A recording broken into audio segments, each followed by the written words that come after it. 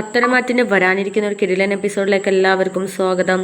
അങ്ങനെ നയന ആദർശ് അല്ല ചന്തുമോളുടെ അച്ഛനെന്നും അഭിയാണ് ചന്തുമോളുടെ അച്ഛൻ എന്നുള്ള കാര്യവും കനകയോടും ഗോവിന്ദനോടും തുറന്നു പറഞ്ഞിരിക്കുകയാണ്.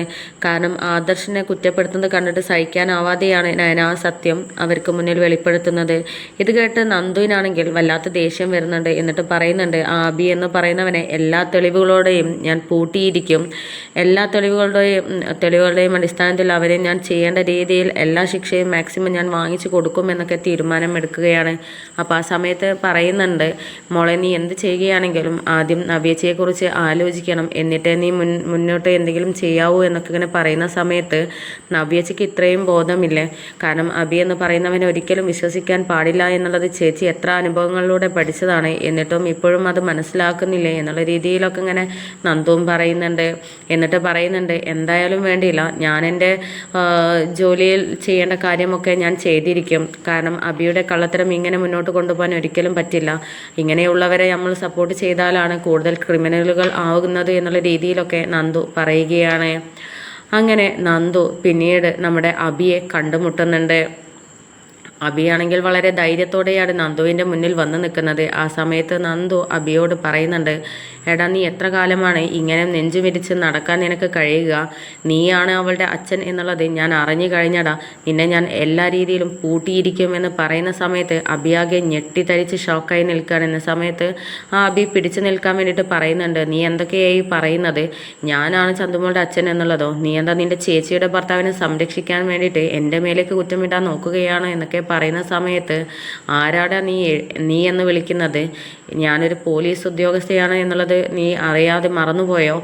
എന്നെ ആ ഒരു ബഹുമാനത്തോടെ തന്നെ വിളിക്കണം, അല്ലെങ്കിൽ നിന്നെ ഞാൻ 8ൻ്റെ പണി തന്നിട്ട് പൂട്ടിയിരിക്കും എന്ന് പറയുകയാണ്.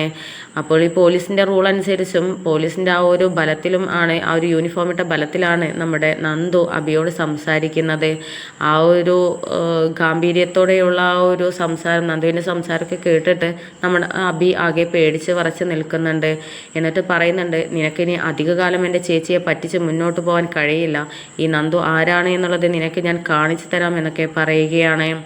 അങ്ങനെ പിന്നീട് നന്ദു നേരെ മുത്തശ്ശൻ്റെ അടുത്തോട്ടാണ് പോകുന്നത്. എന്നിട്ട് മുത്തശ്ശൻ്റെ അടുത്ത് നിന്ന് അനുഗ്രഹമൊക്കെ വാങ്ങിക്കുന്നുണ്ട്. എന്നിട്ട് പറയുന്നുണ്ട്, മുത്തശ്ശനില്ലായിരുന്നെങ്കിൽ എനിക്കിപ്പോൾ ഈ യൂണിഫോം ഇട്ട് നടക്കാൻ കഴിയില്ലായിരുന്നു. കാരണം അത്രയ്ക്കും ഞാൻ ബുദ്ധിമുട്ടുകളും ക്രൂരതകളുമാണ് ക്യാമ്പിൽ അനുഭവിച്ചത് എന്നൊക്കെ പറയുന്ന സമയത്ത്, എന്തായാലും മോളുടെ കൂടെ ഈശ്വരൻ ഉണ്ടല്ലോ, അതുകൊണ്ടാണല്ലോ ഞാൻ അതൊക്കെ അറിയാൻ സാധിച്ചത്. എന്തായാലും ഇപ്പോൾ മോൾ ഹാപ്പി ആയില്ലേ?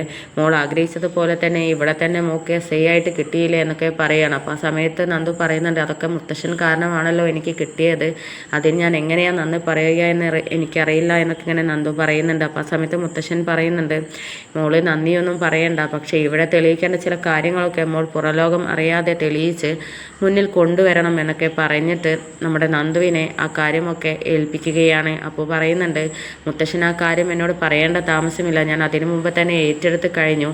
ആദ്യം തന്നെ ഞാൻ അബിയുടെ കള്ളത്തരമാണ് വിളിച്ചെത്ത് കൊണ്ടുവരാൻ പോകുന്നത്. അവനെ 8ൻ്റെ പണി കൊടുത്ത് ഞാൻ പൂട്ടിയിരിക്കുമെന്ന് പറയുകയാണ്. അപ്പോൾ ആ സമയത്ത് മുത്തശ്ശൻ പറയുന്നുണ്ട്, അതിന് എൻ്റെ എല്ലാവിധ സപ്പോർട്ടും മോൾക്കുണ്ടാവുമെന്നൊക്കെ പറയുകയാണ്. അങ്ങനെ നമ്മുടെ അബിയുടെ കള്ളത്തരത്തിന് വേണ്ടിയിട്ട്, കള്ളത്തരം കണ്ടുപിടിക്കാനുള്ള എല്ലാ തെളിവുകളുമായിട്ട് നമ്മളെ നന്ദു തിരിച്ച് വരുന്നുണ്ട്. അപ്പോൾ ഇനി വരാൻ പോകുന്നതും അവനെ എങ്ങനെയാണ് പൊളിച്ചടക്കാൻ പോകുന്നതും എന്നുള്ളത് അടുത്ത വീഡിയോയിലൂടെ നമുക്ക് കാണാം.